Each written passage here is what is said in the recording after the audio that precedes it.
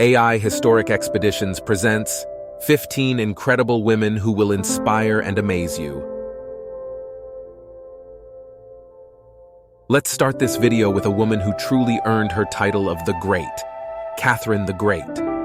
This Catherine wasn't just sitting on her throne twiddling her thumbs. Oh no, she was busy modernizing Russia and bringing it up to speed with the West's fancy Enlightenment ideas. She even showed the Ottoman Empire who was boss by defeating them in not one, but 2 wars. And let's not forget about how she expanded Russia's empire over 3 continents, including taking over Alaska. Talk about a boss move.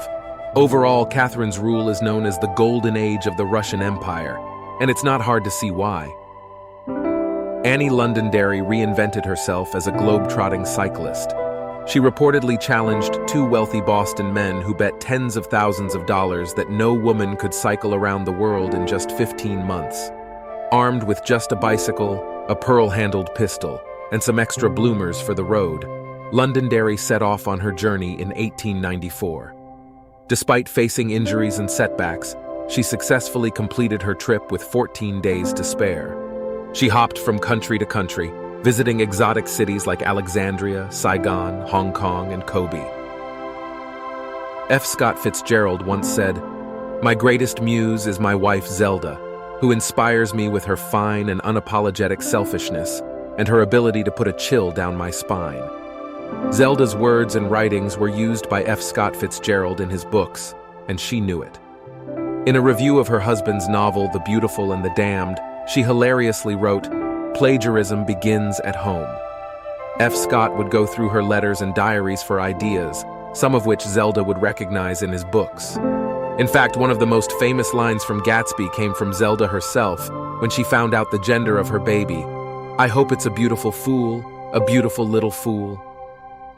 Moving on, this Byzantine empress and wife of Justinian didn't just sit around eating grapes and bossing people around.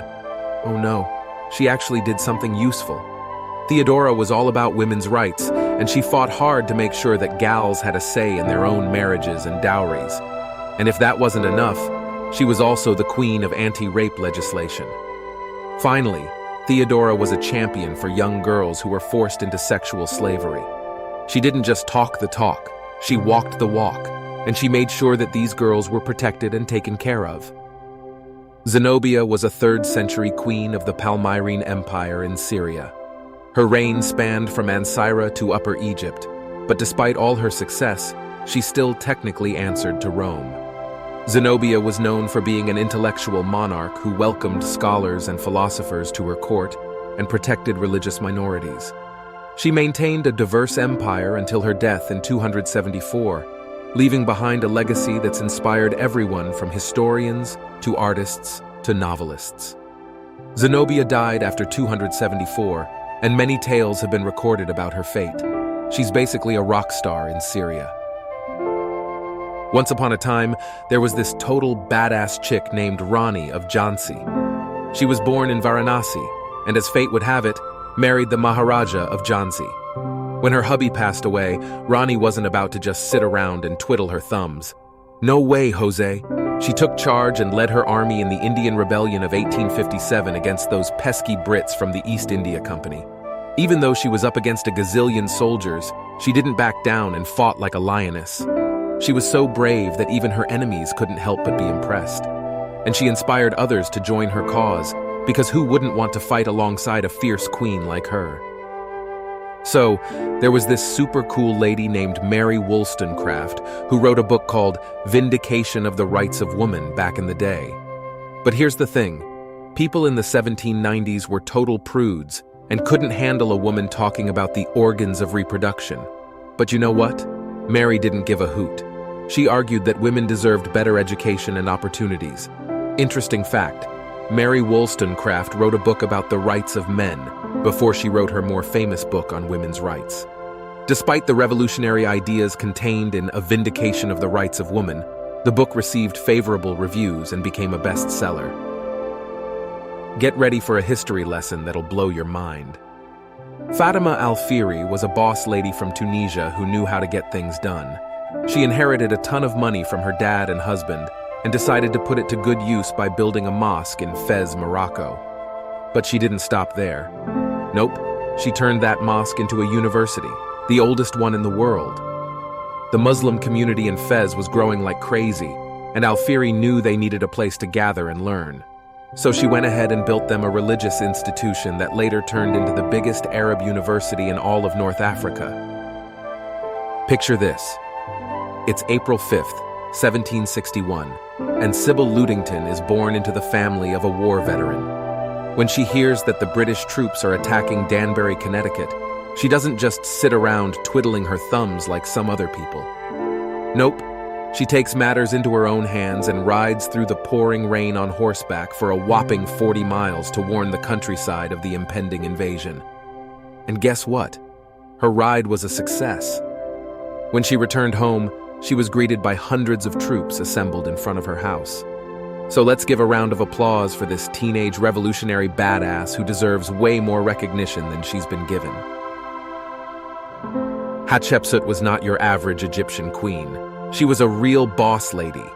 This lady didn't just break the glass ceiling, she shattered it into a million pieces.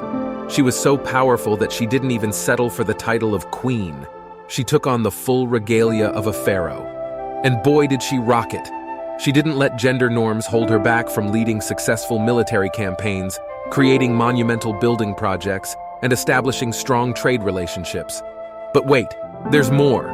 Some people even think that Hatshepsut could have been the biblical queen of Sheba. Talk about an overachiever. If that's true, she didn't just dominate in Egypt, she was taking names all over the place.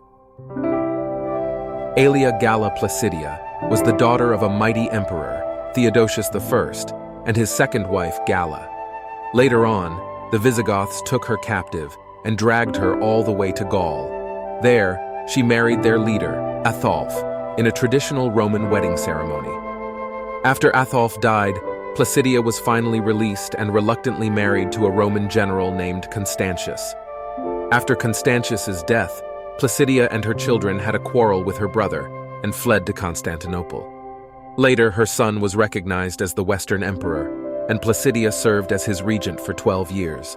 She was a devout Christian, building and restoring several churches. Listen up, folks. Back in the day, there was a lady named Hildegard von Bingen. She was a total Renaissance woman, composer, writer, artist, healer, and even an advisor to emperors and popes. Oh, and did I mention she was a nun? Yep, you heard that right. A nun who didn't take any nonsense from anyone. Hildegard was also famous for her visions, which she believed came from God himself. She wrote books about them, and even made some music inspired by her heavenly experiences. Her music was so good that even the Pope gave it his stamp of approval, and that's no small feat. So, if you're feeling down, just remember that Hildegard von Bingen was a boss lady who slayed the game long before anyone else did. Olga of Kiev, a venerated figure in both the Catholic Church and the Eastern Orthodox Church, is not your typical saint. She married Igor, Prince of Kiev, and bore him a son. But when her husband was murdered by the Drevlians, Olga showed her true colors. She buried their emissaries alive, burned them alive in a bathhouse, and slaughtered 5,000 of them at a funeral feast. Even after they begged for mercy and offered honey and furs, she continued to seek revenge. She had her soldiers attach sulfur to pigeons and sparrows, which they released into the city. The birds flew back to their nests, setting the entire city on fire. Olga captured the elders of the city and killed some of the captives while sparing others. Lady Murasaki was a Japanese noblewoman and author in the 11th century, known for writing the world's first novel, The Tale of Genji. She was a master of weaving intricate stories, and her writing style was elegant and refined. Murasaki's work has been studied for centuries and continues to influence modern literature. Murasaki was also a woman ahead of her time, as she held deep insights into human nature and relationships. She was known to be sharp-witted and intelligent, and her observations of court life in ancient Japan remain valuable today. English novelist Jane Austen, 1775 to 1817, is celebrated for her sharp prose on love's various entanglements. Austen's dad did everything he could to help her succeed, providing her with a home library and writing tools to nurture her interests along.